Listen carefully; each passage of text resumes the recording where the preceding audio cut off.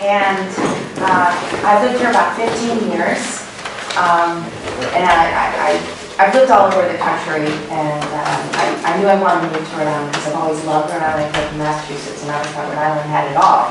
It's the most beautiful state I could think of. And so when it came down to buy a place, the real estate agent said, well, why don't you look at Burrillville? It's really a great little town. It's a great place to raise kids. There's no crime. And I said, that sounds perfect. And I came and visited and looked around, and I loved it. And I've always known that I don't always jive with everybody. I'm never going to jive with everybody no matter what I live, where I live, right? I mean, that's just life. But I love the fact that the people of Burrillville were who they were. I love their background stories. I love getting to know them and watching my kids grow up with their kids. It became my home. I haven't been involved in town politics at all, except to not like the power plant issue, but which I think we're mostly in agreement with. But I was really shocked when I went on Facebook and suddenly there was these news stories that just were in my feed about things that happened in the meeting, this last meeting.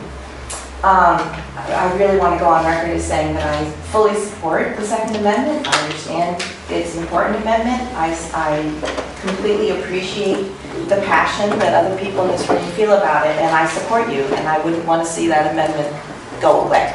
That's not what I'm here today about.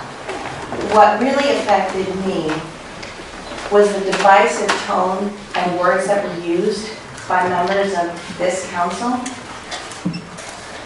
When people are talking about it's okay to have different feelings and it's a social issue, not a gun issue, I totally agree. It is okay. We are all different people, but we can all appreciate the same, we can all appreciate one another and support one another.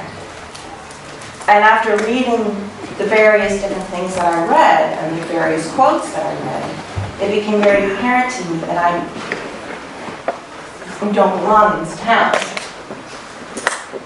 Not because I disagree with the Second Amendment, but that I fall into a certain category that was very clearly underlined as unwelcomed and unwanted.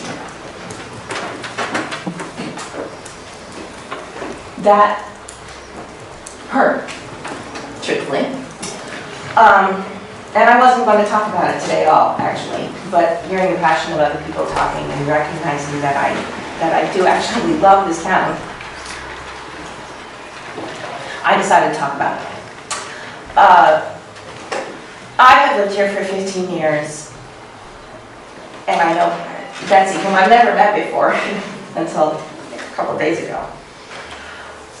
Can I even begin to imagine what somebody else whose real estate agent says, oh, you should think about Burrillville, it's a great place to raise a family. And then they decide to Google it, and they read the things that were said. Would they think this is a great place to raise a family? I think not. Particularly if you go under the comments, which I realize no one should ever do, but when you do read them, and there were a lot of people basically saying, woohoo, Burrillville's the place to go if you love guns and you don't want to follow the law. That was dangerous and irresponsible. And it actually flies in the face of the people who are the law-abiding gun owners, who care passionately about the Second Amendment and will fight for it. Their voices get washed out when the crazy people say, woohoo, Burrillville, that's what we stand for. It's a disservice. And obviously you can't take it back. It's out there. I would just really highly implore the people in this room to remember that we are all Burrillians. Even if we don't always all agree, we all care about our town, and we all want the best for one another. And we shouldn't speak in divisive tones. Thanks. Thank you.